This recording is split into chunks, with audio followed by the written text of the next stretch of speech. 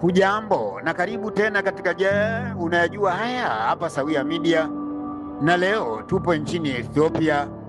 Tunaliangazia kabila la Wasuruma lililotishiwa kutoweka, lang'ang'ania utamaduni wake wa asili.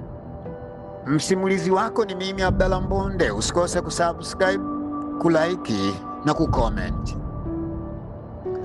Kusini magharibi mwa Ethiopia uliko mto Omo unaopita katika msitu mkubwa uliostawi vizuri, ndimo linamoishi kabila la watu wanaotishiwa kutoweka wakiwa katika vibanda vyao vya nyasi.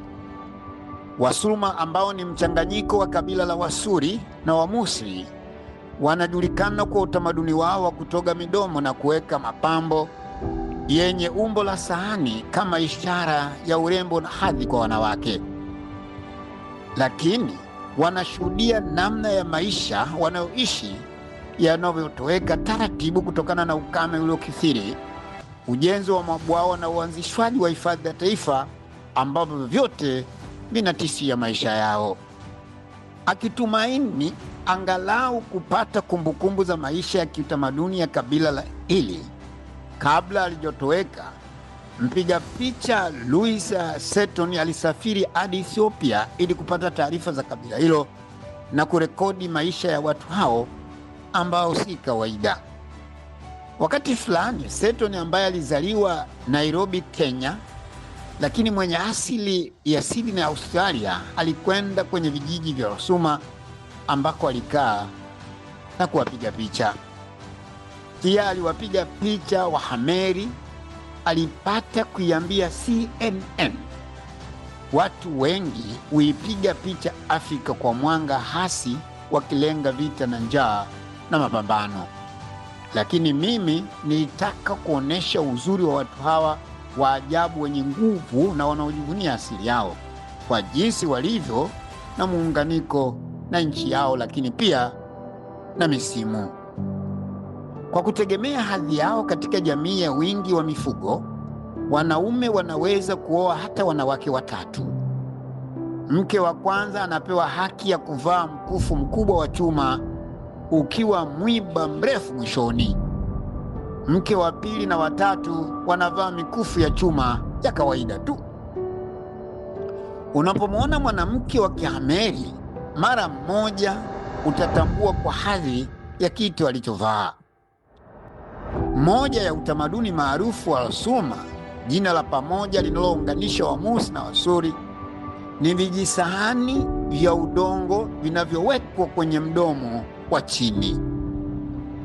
Hilo huwafanyia wanawake wanapofikia umri wa kuolewa.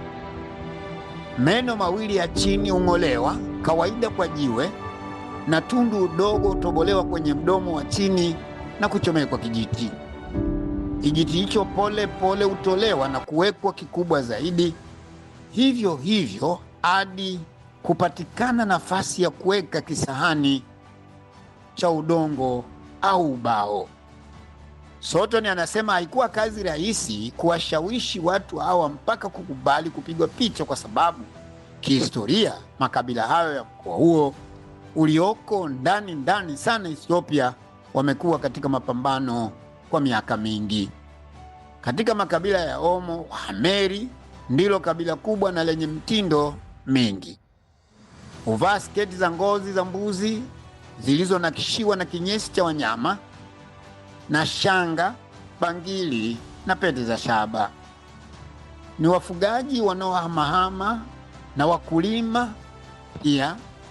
Wanawake hutumia muda mwingi mashambani wakihudumia nafaka za mtama, maharage na mahindi, huku pia wakilea watoto.